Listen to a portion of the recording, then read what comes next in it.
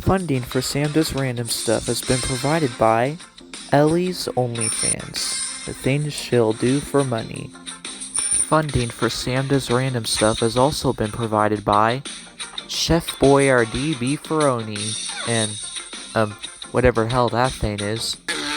Hi, hola, good day mate, cheerio, ni hao, salut, konnichiwa, and welcome to another video.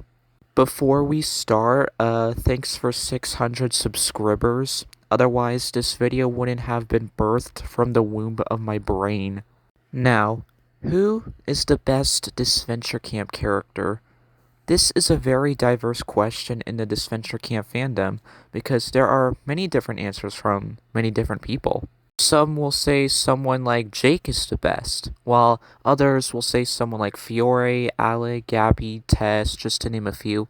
But what if I told you there was another character that is actually a perfect character, yet no one talks about them? Well, a few people talk about the character that I'm about to talk about, but not very many.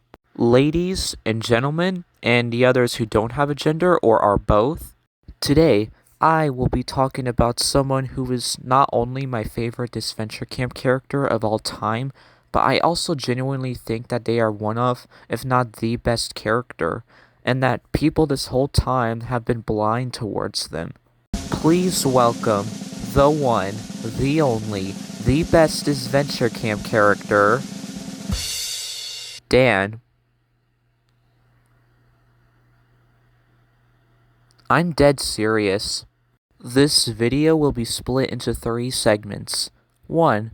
Who is Dan and what did he do? 2. The greatness and missed potential of Dan. And 3. Conclusion/final message. So, without any further delay, let's go! Wahoo! Oh, hell no. Did he just do a Mario?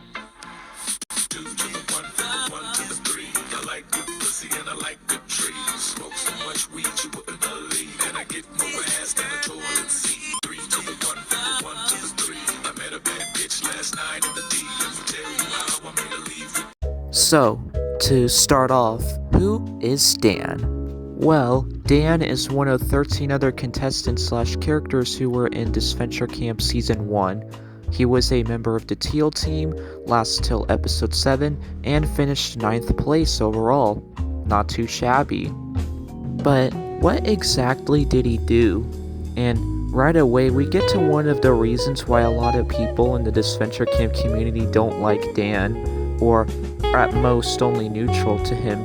People say he lasted 7 episodes, yet he didn't do anything at all to make it that far. To that, I say,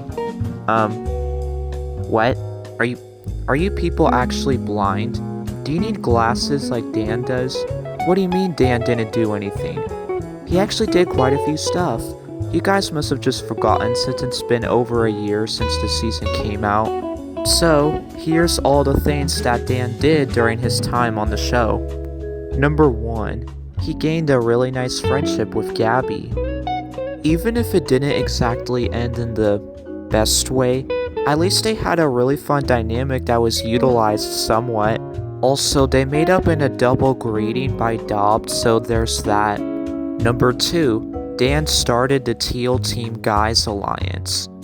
This was actually really smart of him to do, and it made sense considering on the Teal team there were only 3 girls while there were 4 boys, so Dan basically took advantage of those odds and tried to get one of the girls voted out when the Teal team lost for the first time. However, we all know this plan wouldn't go his way, with Gret stealing Drew's notebook, which had secrets about Tom being an undercover spy, which caused Tom to secretly betray the guys by voting for Drew with the girls, which also caused Drew to be eliminated, and so on and so forth.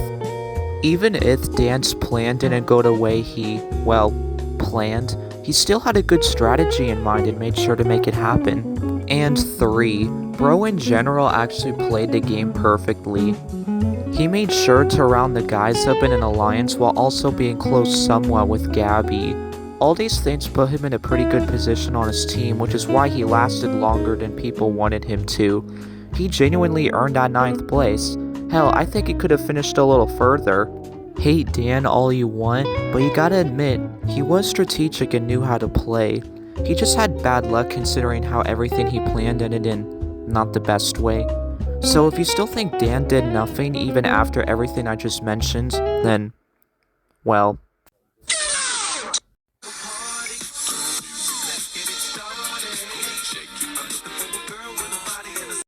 Dan was f***ing wasted as a character. Like, it genuinely pisses me off how despite those things that Dan did that I mentioned already, he still wasn't really used much story-wise. Like, bro was just kinda there. Like, game-wise, he's awesome, but story-wise, Odd Nation Cartoons didn't know what to do with this man. So, here are some plots by a friend of mine that could have given my boy Dan something to do. Number 1. Dan and Gabby's friendship, but expanded. Like I mentioned already, Dan and Gabby's friendship wasn't really utilized in the best way, so have Dan get involved with Gab Ellie by having Gabby develop a crush on Ellie over the course of the first few episodes of Season 1, more specifically episodes 3 to 5, and have Dan kinda be like her wingman that helps her out, and this would have given us a really fun dynamic of Gabby being a hopeless romantic, and Dan, despite having no romantic knowledge whatsoever, still tries his best to help her hook up with Ellie. And number 2, being more of a character outside of being strategic. Now for this one, have Dan at the start of Season 1 only think strategically and think the game is only about strategy, basically making him the Alec of the Teal team. But as the season goes on and as he becomes friends with Gabby, she helps him realize that not everything has to be about strategy. This would give Dan an emotional journey. We could even connect this to the Gabby falling in love with Ellie and Dan helps her thing. And both of those plots together would have Dan actually reach merge and not be eliminated in a bold way. Both of those plots would have Dan place maybe around 7th. Actually, that's where Gret places. Well, that can be fixed easily by literally just switching Dan and Gret's placements, having Gret eliminated episode 7 and Dan eliminated episode 9. Those two plots were for Dan in Season 1, but what if he was an All-Stars? Well, luckily there are lots of things he could have done, more so than Season 1. But first, I'm gonna fix the entire Season 1 elimination order with those Dan plots in mind. First off, Will would still be the first boot because Will's only plots were to set up Fiore as a threat and his off-screen relationship development with Ashley after he's eliminated. And Drew would still be second boot because Gret discovered his notes about Tom and I already said all this. I feel like Lil would be third boot instead of Nick.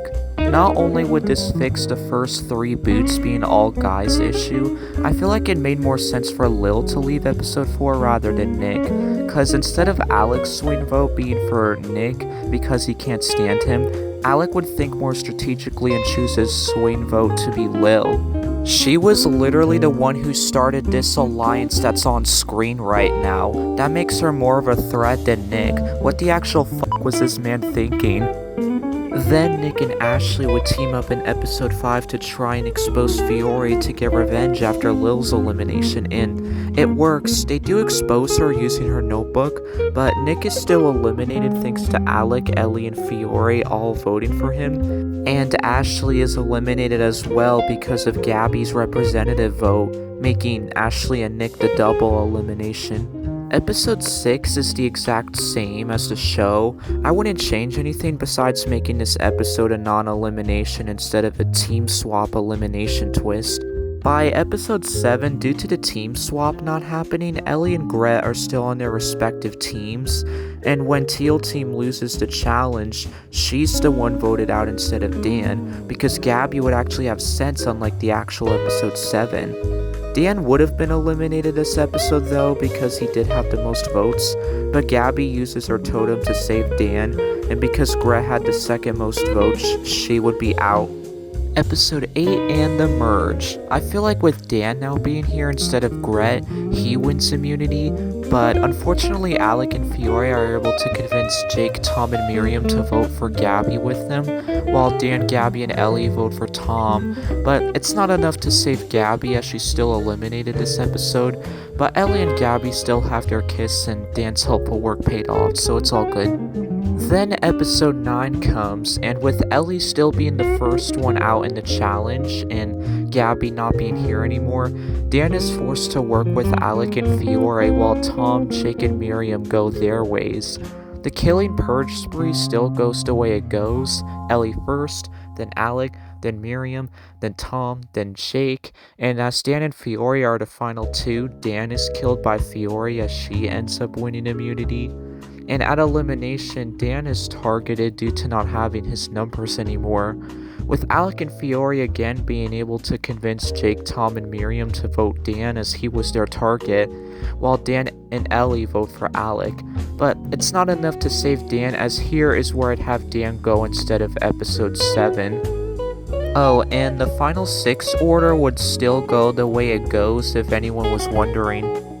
Boom. Perfect elimination order right here. Okay, time for All Stars. Number 1, Dan and Jake friendship. Dan becomes friends with Jake. It's both simple and unlike Ashley and Jake, Dan and Jake makes more sense because they were literally on the same team in season 1. I'd rather have Jake bond with someone who he was actually familiar with in season 1, while Jake and Ashley didn't even interact at all till All Stars. And with both Gabby and Ellie on the Cyan team, while Dan is stuck on the Magenta team, this would give both Dan and Jake a new dynamic that actually makes sense for both characters. Number 2, Dan the middleman in Merge. Like Ashley in the actual All-Stars, Dan reaches Merge along with Jake and Allie, but unlike Ashley, who would go on to flop and be targeted by the Villains Alliance, resulting in her being first Merge boot, Dan will actually reach Merge and start doing shit. And I feel like if he was in Merge, he'd play as the neutral middleman, with his more nicer side working with the heroes, while his more strategic side works with the villains. Bro would be in 2 different alliances at once and make sure they don't know he's secretly playing both sides. Bro literally would be living a double life, but he ends up in both alliances for different reasons though. He stays with the heroes because he's a good boy, but because Gabby by now is working with the villains, he only joins the villains because of Gabby. Having Dan being in the center of all this chaos works so well for his character. You know why? Well, that'll lead me to my final message/conclusion. But first, I'm gonna fix the entire All-Stars elimination order for these Dan plots to work. Firstly, the entire pre-merge is the exact same. Well, contestant-wise, because some of the placements are changed. Instead of James being first boot, Fiore is voted out first because after Jake's fight with James, Dan would calm him down and convince him to get Hunter and Allie to vote with them. But Jake, as we all know, doesn't get along with Allie that much at first, so Dan just tells him to get Hunter to vote with them, which he ends up being fine with. James votes for Jake, Allie and Fiore vote for James, and Dan, Jake, and Hunter all vote for Fiore, which sends her home as even though she was smart, she wasn't much help strength-wise, plus having a winner as first boot is stupid, it should have been Fiore. Episode 3 is the same, Cyan team loses and Lake is voted out because of Ellie, and in episode 4, Yellow team loses and Miriam is voted out because of Alec. By episode 5 and when Magenta team loses again, this is probably where I'd get rid of James, and episode 6 is a non-elimination so Connor stays. Episode 7, Magenta team loses and Hunter goes. Episode 8, Cyan team loses and oh, there goes Ellie. And in episode 9, both Yellow and Cyan team go to elimination as Tess still goes here. Now, by episode 10 and as merge occurs, things get interesting. Like I mentioned earlier, since Dan is in first merge boot, who is? Well, Tom.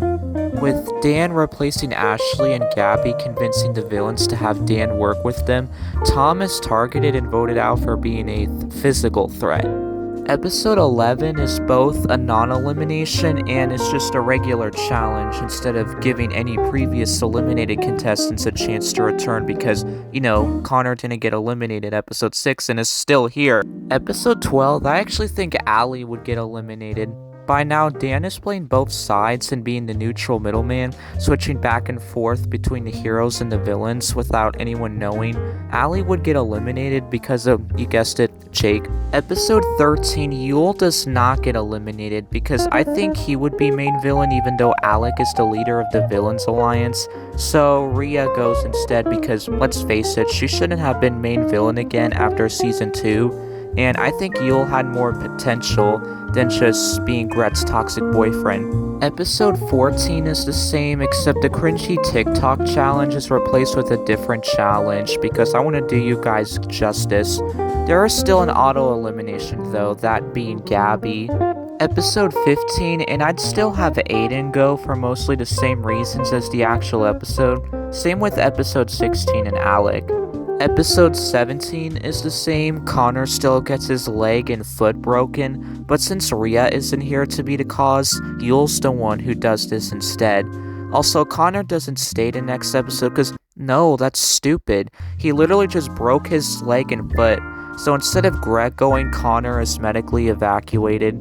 This leaves the final 4 being Dan, Gret, Jake, and Yule. And if you're wondering, yes, Yule and Gret still broke up back in episode 13, and after that they've basically been rivals. Now, instead of an elimination ceremony, I'd have the final 4 challenge be a purge, sorta like the one in season 1 episode 12. And after both Dan and Gret win immunity, they both get to choose who to take to the finale, as they both pick Yule, which might be confusing. Why would they choose Yule? Well, so the two of them can beat him in the finale, of course. This leads to Jake being eliminated and also confused as to why Dan didn't take him into the finale. Dan explains that he chose Yule so that if him and Jake were the final 2, they wouldn't fight because of their close bond, which Jake is understanding of as he wishes Dan good luck. Episode 19 is the motel episode and everything's the same, so we can just move on. Now for episode 20, the finale. Yes, the finale is all in one episode because I think 21 episodes is stupid. Ellie is Gret's helper, Jake is Dan's helper, and Rhea is Yule's helper. The final challenge is the same gladiator arena with animals and hitting each other off the platform and whatnot. Gret finishes 3rd for 2 reasons. 1. Gret focused too much on trying to get Yule out while she had the chance, resulting in Yule catching her off guard when she least expected it. And 2. I already made Dan and Gret the final 2 in my fan-made season, Disventure Camp the second summer, so that means it's Dan versus Yule. If this was the actual All-Stars final 2, that would have been peak. It's good versus evil, a season 1 contestant versus a season 2 contestant. Like, come on, you gotta admit this is cool. But in the end, you guys all know who wins. That's right, Dan, of course. And unlike Disventure Camp the second summer, where if I'm gonna be honest, Dan only won because of my bias towards him. Here, his win makes sense because he had a much better game compared to season 1. He went under the radar, and him being in the middle of the heroes versus villains chaos during the merge helped with that. This might be better than the actual All-Stars ending, cause you know what, I'll just let Dan say it. What the hell was that? So that was my All-Stars order if Dan was in it. Cool. See how cool this season actually would have been if they just fixed the 10 girls, 8 boys gender imbalance by replacing Ashley with Dan, making the genders evenly split 9-9. We were this close to a perfect season, and it was all because the writers picked hot blonde baddie cowgirl for reasons over my boy Where's Waldo.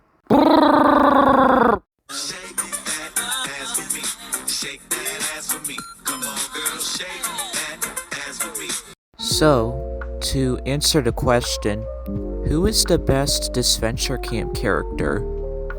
Dan. Okay, but why? Well, remember what I said about Dan being in the center of the merge chaos and my fixed All-Stars elimination order working so well for his character? The reason it works so well is because he's normal. Dan is literally just a normal guy, and that's why I love him so much. Not because of the fact he looks identical to me. If I showed you a picture of my face, you'd go, "Holy sh*, it's Dan." No, that's not the only reason. I also love Dan because of the amount of potential he has. He was so wasted as a character, it should be a crime. His label is literally the know-it-all, yet he never really behaved like a know-it-all. If he did though, he probably would have ended up as a Walmart version of Harold, so maybe it was for the best. Now, even though I do have a lot of bias towards Dan, I do hope this video was a helpful and understandable explanation as to why he is my favorite out of all the Disventure Camp characters. But now for some last final notes. Why is Dan my favorite? 1. He looks like me, but that's the least relevant of these 3 reasons. 2. He had the most potential out of any character. He's also very mysterious, like, we don't know much about him other than that he's a 19-year-old Canadian. He's apparently 5'6". His birthday is December 30th. He has arachnophobia. His favorite color's purple. He's ace. And his favorite movie is Meet the Robinsons. I'm not making that up, by the way, that's actually confirmed. And 3, he's normal, but that's okay. In any total drama-inspired show, there always needs to be a simple, normal character to balance things out from the other kooky, quirky ones. If every character had some kind of quirk, we'd end up with a Pocket 2 Island situation, and I don't think anyone would like that. Dan is the most perfect, relatable, normal, and goated character in all of Disventure Camp. If Dan had 100 fans, I'd be one of them. If Dan had only 1 fan, I'd be that fan. And if Dan had no fans, I'd be dead. That's about all I wanted to say. My throat is getting kinda sore from all that talking. On average in my daily life outside of social media, I barely talk to anyone. So I'm gonna go drink water. Haven't done that in a while. Okay, bye-bye.